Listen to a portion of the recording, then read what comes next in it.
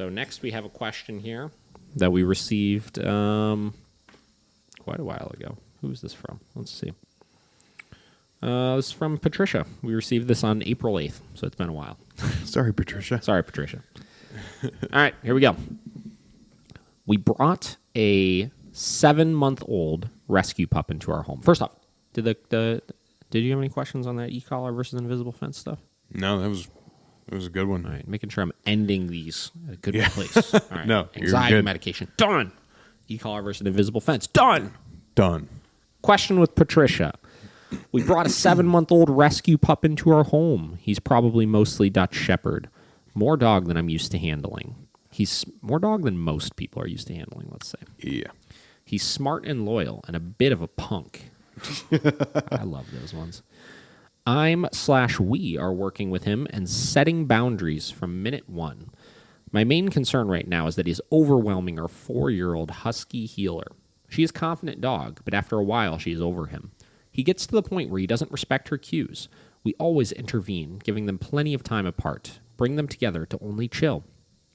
He's training with a trainer next week.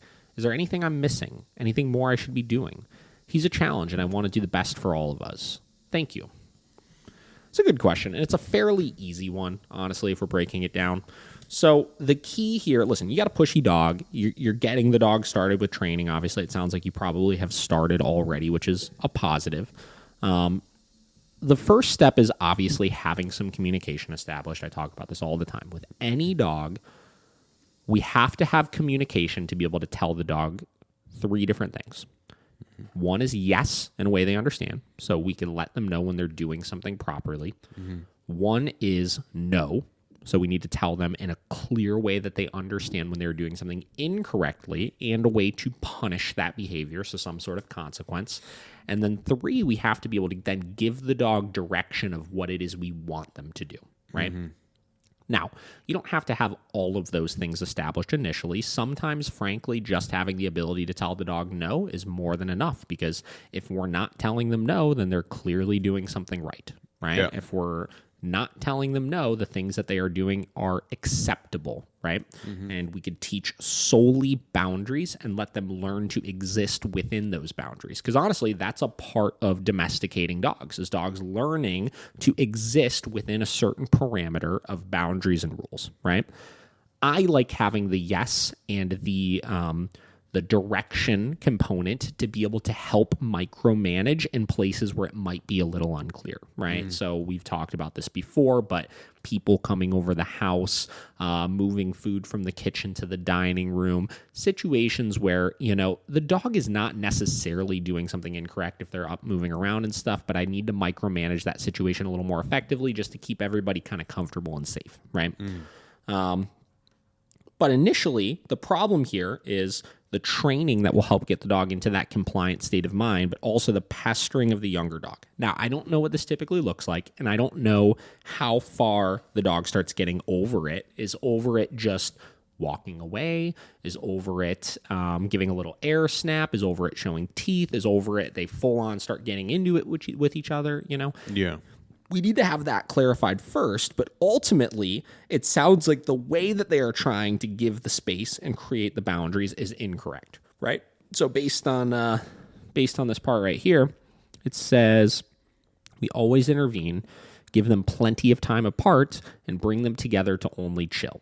So this sounds like we're just removing dogs from the situation, which does nothing to communicate no, right? All that does is kind of create more frustration and more drive once you put them back together. Mm-hmm. And then when you put them back together, you micromanage, right? Mm-hmm. As opposed to, if we want to create a boundary, we have to create a boundary, right? And there are some, like 90% of the time when it comes to introducing dogs together, I let them just kind of figure it out, right? I'll let you annoy this dog all day long, right? Until that dog starts standing up for itself a little bit and creating some boundaries, right? And I'll let you guys develop your relationship that way, right?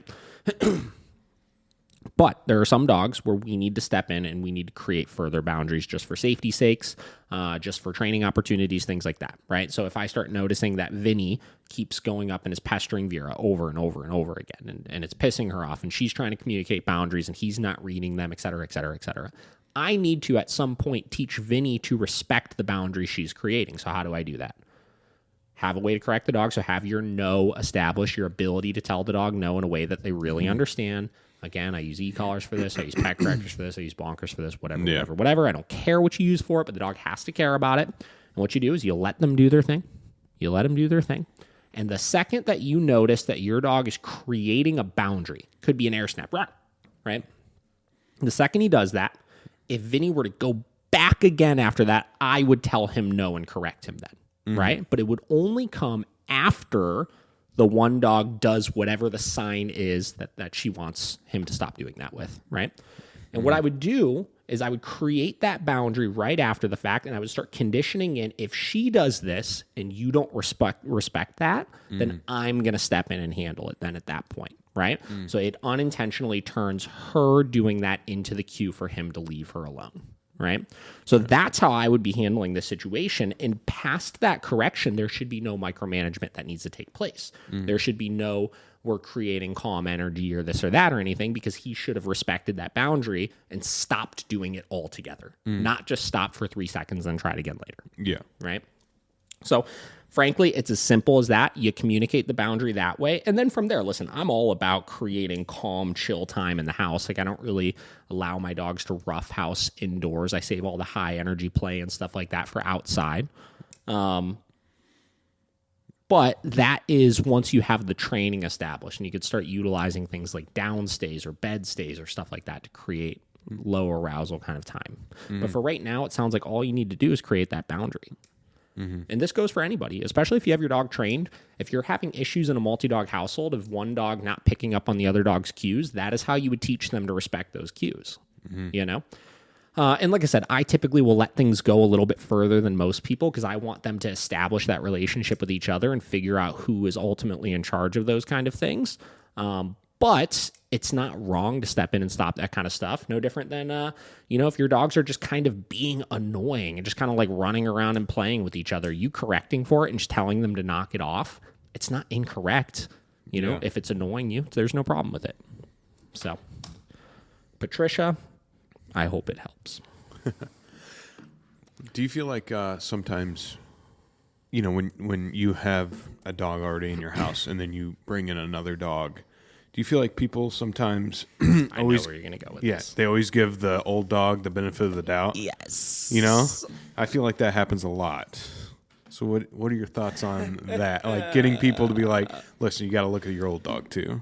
Yes. Right. So here's the thing, right? It's the first child syndrome. Yeah. You know what I mean? Like the first child doesn't do anything wrong. Yeah. Right? They can't. Yeah. Right? 9 out of 10 times when I see multi-dog household issues and people contact me because they're getting in fights and they say, oh, the new dog came in and ruined everything. New dog didn't ruin anything. Old dog was kind of a little bit of a brat and you kind of enabled it, and the new dog's not taking any of that shit. Yeah. Right? So, yeah, 100%, right? That's why, I always say going from one dog to 2 dogs is the hardest jump because you start to expose all of those problems, right? Listen, when you go from there, like when I went from 2 to 3 and 3 to 4, that was cakewalk, right? Because I already had the multi-dog routines established. I was just adding another one to it then, right? And that's why I think there's people out there like fucking Joe in Florida who's got like 12 dogs. Jesus. Yeah. Dude, I remember the one time when I was there where I was sleeping on the couch and Joe, a trainer in Florida, Foster Dog Farms, hit him up. Joe, he's got 12 dogs, and he had me down there for a seminar, and Josh and I went down, and I was sleeping on his couch, and he would let all his dogs out while I was sleeping and let him out the sliding door into the backyard and stuff. And I remember waking up and just like looking around me and just being like, there's dogs everywhere. Yeah. I don't know how.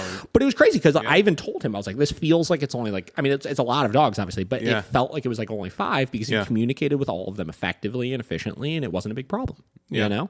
So making those incremental jumps at that point, if you have that foundation of the multi-dog household established, is very easy, right? Now, what does that typically look like? Well, 90% of the things you do with just one dog, you can't do with 2, right? All of this cuddling and sleeping in the couch and babying and fucking like all this nonsense that I see people do over and over again. You need to treat the dog like a dog. right? Because that new dog you bring into the house is going to expose your fucking bullshit. Seriously. You can clip that. Clip that. Clip that.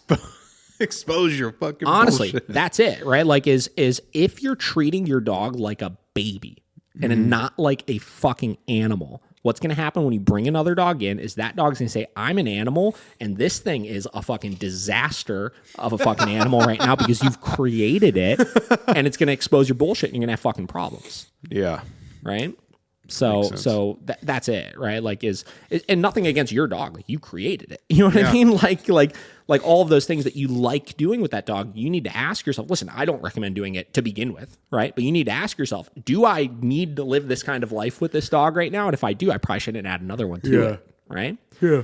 I mean, that's why we see these people that don't get that down, right? And they'll quickly add like 4 or 5 dogs in their house, and they'll quickly have huge problems. Yeah. Like huge problems, right? Competition, big time fights, and it turns into a goddamn mess, you know? Yeah, I believe it. So yeah, we'll see that all the time.